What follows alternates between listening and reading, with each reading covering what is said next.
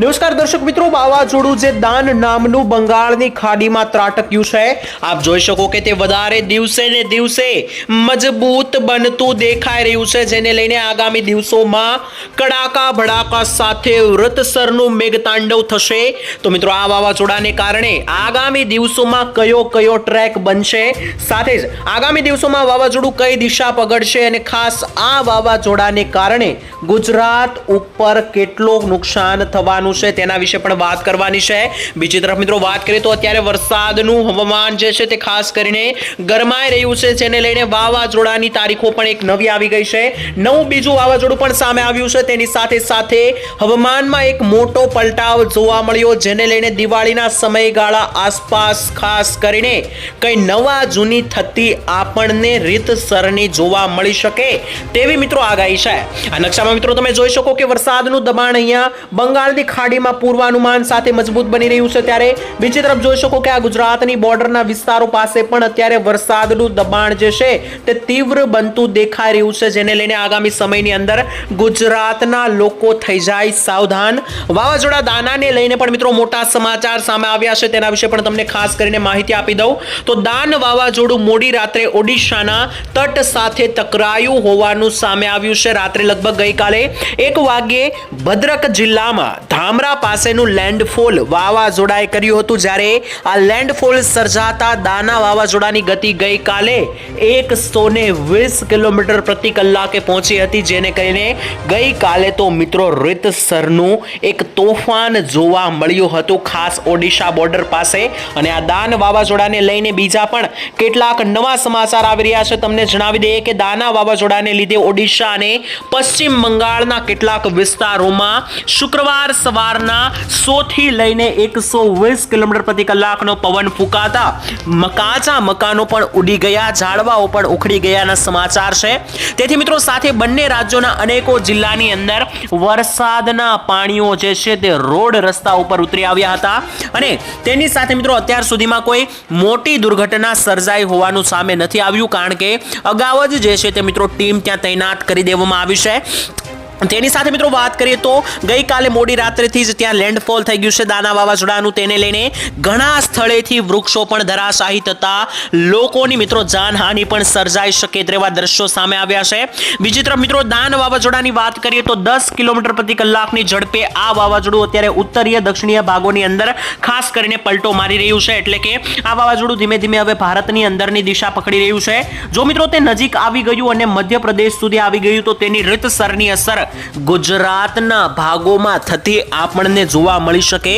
ખાસ 25 ઓક્ટોબરે મિત્રો સાંજના સમયગાળા આસપાસ ઉત્તર તટીય ઓડિશાના ધામરાથી લગભગ 20 કિલોમીટરની ગતિએ વાવાઝોડું આગળ વધશે, અને ત્યારબાદ મિત્રો જે છે તે આ વાવાઝોડાની દિશા જે છે તે પવનની ગતિ ઉપર આધાર રાખશે, કારણ કે અત્યારે તો મિત્રો તમે જોઈ શકો કે આ વાવાઝોડાની ગતિવિધિ કેવી દેખાઈ રહી છે। આગામી 26 તારીખે આ વાવાઝોડું બંગાળની ખાડીથી આગળ વધીને જે નાગપુર લાગુના બોર્ડરના વિસ્તારો છે, જેમ કે સંબલપુર અને કાસદોલ વિસ્તારો, તો તે દરેક વિસ્તારો સુધી તેલંગાણા સુધી આ વાવાઝોડું પહોંચી રહ્યું છે।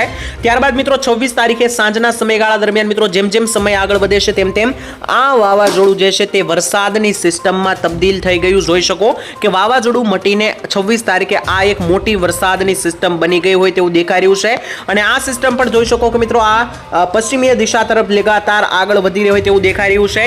27 તારીખે તો મિત્રો તમે જોઈ શકો કે ફરી એકવાર આ વાવાઝોડાની સિસ્ટમો છૂટી પડતી દેખાઈ રહી છે। તો જો મિત્રો 27 તારીખે વાવાઝોડાની એકદમ પરિસ્થિતિ છૂટી થશે તો આ વિસ્તારોમાં કે જે વિસ્તારોમાં વાવાઝોડું ચાલ્યું છે તે વિસ્તારોમાં જે છે તે વાવાઝોડું વરસાદની સિસ્ટમમાં ફેરવાતું હોવાને કારણે જોઈ શકો કે વાદળોનો પહાડ બની ગયેલો જોવા મળી રહ્યો છે, અને 27 તારીખ આસપાસ આ દરેક વિસ્તારો કે જ્યાં વાવાઝોડું ચાલ્યું છે તે દરેક વિસ્તારોની અંદર એક લો પ્રેશર સર્જાશે, જેને લઈને ફરીવાર એક વરસાદનો મોટો રાઉન્ડ દેખાશે।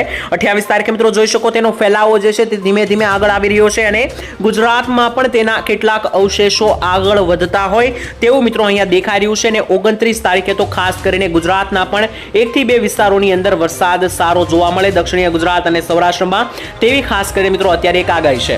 બાકી મિત્રો જોઈ શકો કે 1 અને 2 તારીખ આસપાસ મહારાષ્ટ્રના વિસ્તારોમાં નાનકડી વરસાદની સિસ્ટમો દેખાઈ રહી છે, તો તેને લઈને પણ આગામી સમયમાં જે છે તે વરસાદી માહોલ જે છે તે મિત્રો બની શકે તેના વિશે આપણે આવનારા વિડીયોમાં ચોક્કસપણે મિત્રો વાત કરતા રહીશું। અત્યારે મિત્રો વાત કરીએ તો ગુજરાતમાં આગામી સમયની અંદર વરસાદની માહિતી આપીએ કરીએ તો ખાસ 5 અને 6 નવેમ્બર આસપાસ જો વાવાઝોડું આવ્યું ફરીવાર તો તે ખેડૂતોને ભારે નુકસાન કરી શકે, કારણ કે હવે એકદમ અંતિમ સમય આવી ગયો છે. ત્યારે હવે જો કોઈ વાવાઝોડા આવે છે તો તે સૌથી વધારે નુકસાન કરતા હોય છે. આ દાના વાવાઝોડું જે છે તે મિત્રો ખાસ કરીને અત્યારે તબાહી તો મચાવી રહ્યું છે, જેને લઈને જોઈ શકો કે ખાસ કરીને જે મિત્રો અહીંયા દક્ષિણીય વિસ્તારો છે જેમ કે પશ્ચિમ બંગાળ, તેની સાથે ઓડિશા, ઝારખંડ, ધનબાદ, ઢાકાના વિસ્તારો, આ વિસ્તારોની અંદર ખેડૂતોને મબલક નુકસાન કર્યું છે. કહી શકો કે આ દાન વાવાઝોડું જે છેલ્લે આવ્યું તેથી ખેડૂતોની આખા વર્ષની મહેનત બરબાદ થઈ છે. જો મિત્રો આ વાવાઝોડું આ રીતના પશ્ચિમ દિશા તરફ આવ્યું હોત તો તેની અસર ગુજરાતમાં પણ થાત અને ગુજરાતના ખેડૂતોની પણ દિવાળી બગડી શકે, પરંતુ અત્યારે તો તેની દિશા જે છે તે ગુજરાત તરફની નથી, જેથી ગુજરાતીઓએ ડરવાની જરૂર નથી. પણ 6 તારીખે જે નવું વાવાઝોડું આવે તમને જણાવી દઈએ કે જો તે વાવાઝોડું ગુજરાત ઉપર આવશે તો ખેડૂતોએ મુશ્કેલીનો સામનો કરવો પડી શકે. તો ખેડૂત ભાઈઓએ અગાઉ તૈયાર રહેવું જોઈએ, એવું માનીને ચાલવું જોઈએ કે 90% ચાન્સ છે કે 6 અને 7 તારીખે ફરી એકવાર નવું વાવાઝોડું બની શકે બંગાળની ખાડીમાં. એ કરી શકે ખાસ કરીને આ વખતે જે છે તે ખૂબ જ લાંબુ ચોમાસું ચાલ્યું છે, તો 30 અને 31 આસપાસ પણ નાનો એક વરસાદનો રાઉન્ડ જે છે તે ખાસ કરીને જોવા મળી શકે ગુજરાતમાં. અને મળી શકે આગામી દિવસોની અંદર જે છે તે ગુજરાતના ભાગોમાં વરસાદ જોવા મળવાનો છે, ખાસ કરીને સૌરાષ્ટ્ર અને દક્ષિણી ગુજરાતના જેટલા પણ ભાગો છે તો આ દરેક જિલ્લામાં 31 અને 30 ઓક્ટોબર આસપાસ જે છે તે મિની રાઉન્ડ વરસાદનો આપણને જોવા મળી શકે. તે રાઉન્ડ જ્યારે આવશે મિત્રો ભવિષ્યમાં ત્યારે તેના વિશે વાત કરીશું. બાકી અત્યારે ગુજરાતની વાત કરીએ તો ગુજરાતમાં અત્યારે વરસાદને લઈને કોઈ મોટા સમાચાર નથી, કોઈ વરસાદની સિસ્ટમો પણ મિત્રો અત્યારે તો જે છે તે ગુજરાત ઉપર મંડરાતી હોય તેવું દેખાતું નથી. બાકી મિત્રો અત્યારે જે છે તે ખાસ કરીને એક મોટી વરસાદની સિસ્ટમ જે અરબ સાગરમાંથી ખાસ કરીને અહીંયા અરબ સાગરમાંથી ગુજરાત ઉપર આવી હતી, જે 11 થી લઈને 20 ઓક્ટોબર સુધી રહી હતી. તો તેને લઈને મિત્રો આ વરસાદની સિસ્ટમ જે આવી હતી તેને લઈને અત્યારે પણ છૂટાછવાયા કેટલાક વિસ્તારોમાં ભેજનું પ્રમાણ બની રહ્યું છે.